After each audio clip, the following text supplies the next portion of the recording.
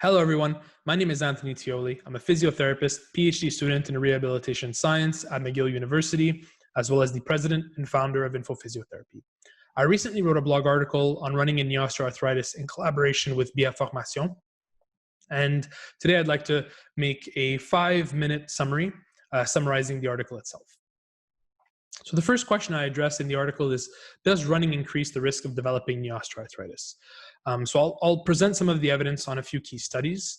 The first one being a study published in 2008, where they took a look at 45 long-distance runners and 53 controls, and they evaluated them in 1984 and then followed them up until 2002 and reevaluated them. And essentially, they took X-rays to determine the prevalence of knee osteoarthritis. And in 1984, 6.7% of runners had knee osteoarthritis, whereas 0% in the controls. And in 2002, interestingly, 20% had knee osteoarthritis in the running group and 32% in the control group. And essentially, the study concluded that by the end of the study, runners did not have more prevalent osteoarthritis, and nor did they have more severe cases of osteoarthritis either. So it's pretty interesting findings.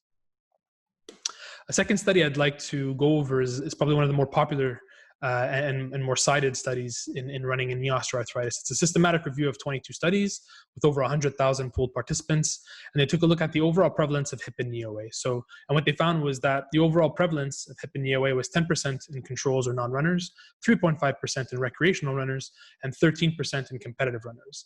And what's important to mention here is the competitive running group are a group of elite athletes that participate and compete at an international level. So, for example, representing their country.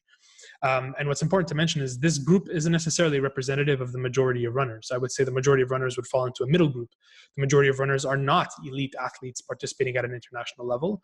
And so what's interesting is the recreational group actually had a lower prevalence of hip and knee osteoarthritis. So this is important it's an important message to communicate to our patients.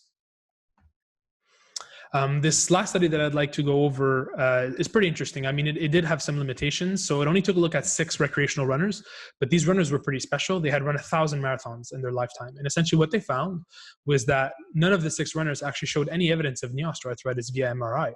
And that's pretty interesting when you consider, so if you consider knee osteoarthritis to be a condition of wear and tear, for example, which it isn't, but if you did, then technically speaking, a greater number of loading cycles would eventually start to wear down the joint.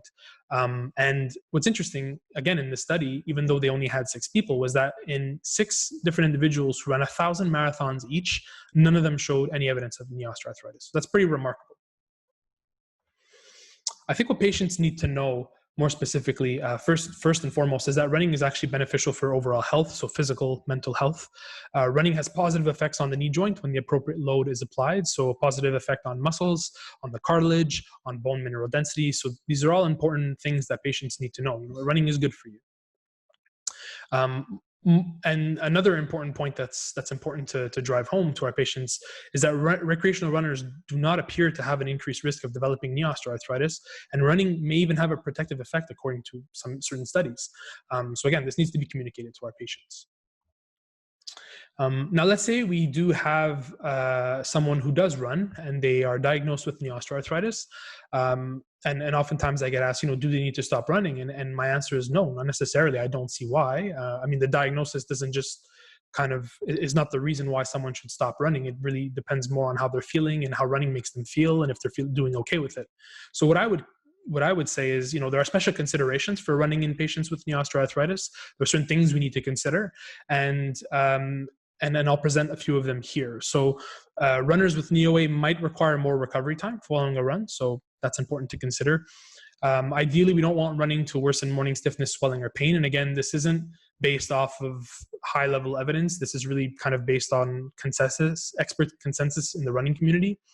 You can also consider adjusting training according to symptoms. So if they start to have a certain flare-up, you can modify their training volume, you can modify cadence. So feel free to get creative with that. And last but not least, you can also try to have them do less symptom-provoking activities to increase their load tolerance and then return them to running if ever there is a sort of flare-up. So these are all different things that you can do with that population. If you're interested in learning more about running in knee osteoarthritis, you can feel free to read the entire article that I wrote on bfformation.com.